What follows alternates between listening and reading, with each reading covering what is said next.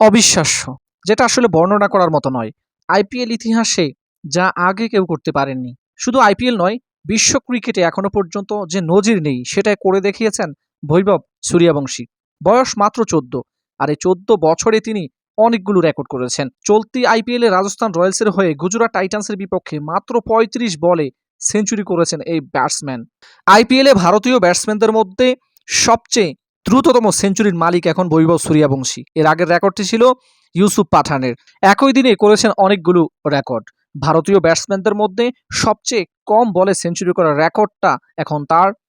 এক ইনিংসে সবচেয়ে বেশি ছক্কা মারার রেকর্ডটি এখন তার। সবচেয়ে কম বয়সে আইপিএলে সেঞ্চুরি করার রেকর্ডটি এখন তার। ১১টা ছক্কা এবং ৭টা চার হাঁকিয়েছেন এই ব্যাটার।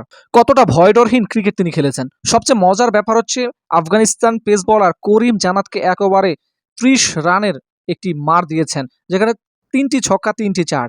ভাবা যায় এত অল্প বয়সে এত অদম্য ব্যাটিং আগে কখনো কেউ দেখেছে কিনা? আমার মনে হয় না।